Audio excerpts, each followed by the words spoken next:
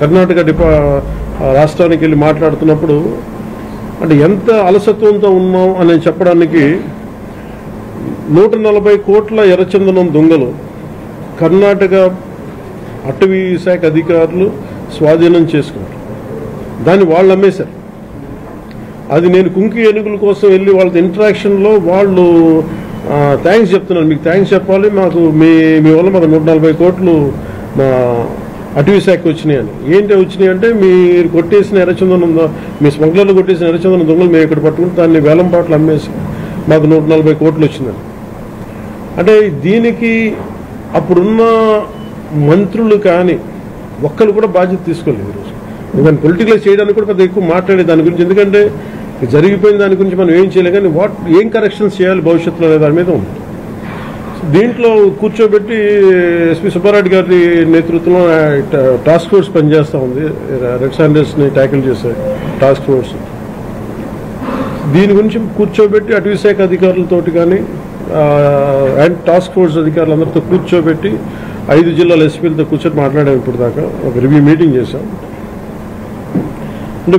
అంటే ఈ మీటింగ్ తాలూకు ఇంటెన్షన్ ఏంటంటే ఎంత స్మగ్లింగ్ జరిగింది, ముందు ఎంతసేపు ఎర్రచందనం జరిగింది, ఎర్రచందనం స్మగ్లింగ్ జరిగింది, ద వాల్యూమ్ ఆఫ్ స్మగ్లింగ్ ఎంత ఉంది, ఎన్ని దొంగలు ఉన్నాయి మీరు ఊహించుకోండి. 2,60,000 దొంగలు అంటే 1,30,000 పచ్చని చెట్లు ఇప్పుడు ఈరోజు మన కొట్టేస్తే వచ్చినాయి.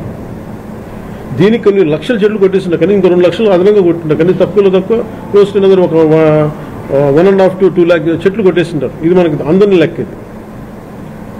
ఇప్పుడు అన్నీ వెళ్ళి లోపలికి వెళ్ళి చూస్తే పెద్ద చెట్లు ఏం లేవు, అన్నీ కొట్టేసిన చెట్ల తర్వాత పక్క నుంచి వచ్చే మొలకలు కొంచెం పెద్దగా అయినాయి. కానీ సో ఎర్రచందనం, ఇది ప్రత్యేకించి ఎర్రచందనం శేషాచలం అడవులకే వెంకటేశ్వర స్వామి వెలిసిన ఈ ప్రాంతానికి ఎందుకు ప్రసిద్ధి అంటే ఇది ఆయనకి గాయం తగిలి ఆయన రక్తం నుంచి వచ్చింది.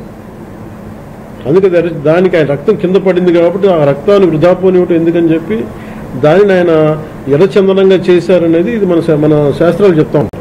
సో ఎర్రచందనం అనేది అంత ప్రాసెస్ ఉందని. ఇట్స్ దాన్ని జస్ట్ ఏదో మనం కూర్చో ఒక చెట్టుని కానీ ఒక డివైన్ యాంగిల్ ఉంటుంది. సో ఇవన్నీ దృష్టిలో పెట్టుకుని మనం కాపాడుకోవాల్సిన అవసరం. ఎందుకంటే ఒక్కొక్క చెట్టు ఇట్ క్రియేట్స్ ఒక బయోడైవర్సిటీ, ఒక ఎకో సిస్టమ్ క్రియేట్ చేస్తుంది.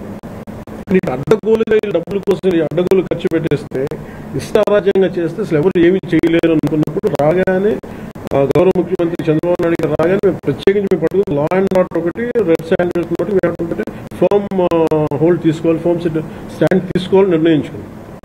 తీసుకున్న తర్వాత మన టాస్క్ ఫోర్స్ని ఏర్పాటు చేయడం జరిగింది.